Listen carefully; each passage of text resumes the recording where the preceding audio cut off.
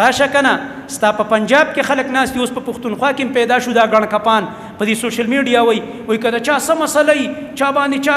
کوډې کړي منترې کړی د چا کاروبار نه کېږي ویزې نه لګېږي د چا واده نه کېږي څوک په خپل محبت کې ناکامي موږ سره رابطه وکړي زه به دله عمل وکم زه به دله دا وکم او زه به دله استخاره وکم دا وایي که نه وایي هلکه زما پیغمبر خو زه د سبا په حالاتو نیم خبر ته زما د ویزې نه څه خبرې چې لګي به که نه به لګي دا زموږ د خلکو عقیدې دي پیسې هم ورکوو او شرک هم کوو پیسې هم ورکوو خپل عقیدې هم موږ تباه کړلې خپل ایمانونه موږ تباه کړل دغه ګڼ کپانو باندې چې زه به دله استخاره وکړم استخاره څوک بل چاله نه کوي استخاره به په خپله کې استخاره دا ده استخارې معنا زده که استخاره باب استفعال دی استخاره څه ته وایي د الله نه خیر غوښتل استخارې څه معنا ده یو ځل ووایي چې زدم شي څه الله نه خیر غوښتل استخارې معنا دا ده استخاره کې 2 رکعاته دي نیت یې څه دی زړه کې به راولي په ژبه نیت نشته زړه کې به دا راولي دا کاروبار کوم دې ملګري سره شراکت کوم یاره دې سفر لزم یاره دا گاڑی اخلم یاره دا کور اخلم اړه دې پکې دغه دی چې وای اخلم که وای نه اخلم ښه به که بد به بس په دې وخت کې الله ته ودرېږه مونږ سره د الله مدد راځي بس وبدرېږي دا هم پکې نشته ګوره بعضې خلکو استخاره به داسې کې چې ماسخوتن نه بعد به او 10 به وکړي ویترو نه پس به 2 رکعاته وکړي چا سره به هم خبرې نه کې غلی به پرېوځي په ښي سایډ باندې بیا به درله خوب کې راشي دا خبرې په حدیث کې نشته داسې د علماو رایې ده دا خبرې نشته زه به اوس مازدیګر ټایم دی اوس به ته زما د خطبې نه وځې مونځ به وکړو انشاءالله الله دې په خیر سره وکړي او دلته مثلا په دې اداره کې ستا یو ګاډی خوښ شي مثال یا به یو ملګری راشي هلکه فلاني ځای کې کور خرڅېږي ته به شپې ته انتظار کوې هلته ورته بل ګاک ناستی دی نه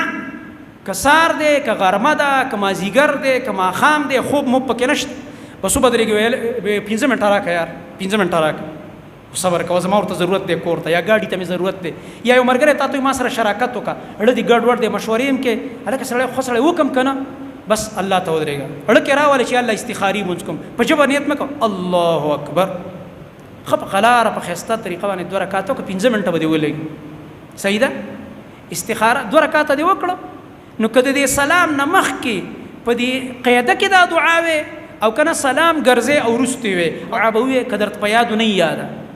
کتاب راواله کتابونو کې شته دا د شیخ امین صاحب کتاب ټول ځان له واخلئ نارینه او زموږ خویندې موري زنانه دا د ذکر او دعا مستند ذکرونو او دعاګانو کتاب دی د شیخ صاحب اردو کې هم ترجمې والا میلاویږي پښتو والا میله که ته په اردو ښه پوهېږي اردو والا واخله او که پښتو ښه پوهېږي پښتو والا واخله هرې دعا سره ترجمه هم لاندې لیکلې لاندې حواله هم ورکړي دا دعا په کم حدیث کتاب کې راغلی ده فایده یې مو سره لیکلي چې د دې دعا څه فایده ده دا را پیدا کوي دا کتابونه دا نور ګډوډ کتابونه مه ګورئ دا عملیات او د تعویذونو او پلانې دا خو د ځان نه خبرې څه چې قرآن او حدیث کې دغه راواخلي که نه نو کتاب ته وګوره بعضې علما د ادب دپاره وایي دعا ادب دپاره چې خیر دی مخکې ته درود هم ووایه یو ځلې لا اله الا انت سبحانك اني كنت من الظالمين مو بیا دا دعا ووایه او بس چې دا دعا دې څنګه وکړله بس په دغه کار ورځه که د جینۍ جرګه ده رشته که گاډی اخلي که کور اخلي که ځمکه اخلي که د شراکت معامله ده که د کاروبار معامله ده که یو سفر کې بس توکل به په الله وکړي چې زړه دې کم طرف ته لاړو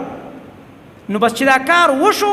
په دې کېدو کې خیر دی او که ونه شو په دې نه کېدو کې خیر دی خفه کېږه ورپسې ما چې یار چانس خراب شو نه الله ښه پوهې او تا ورته زاري وکړله درخواست دې الله ته پیش کړو چې ونه شو وی ښه دی چې ونه شي الله مخ ته درخواست پیش کړه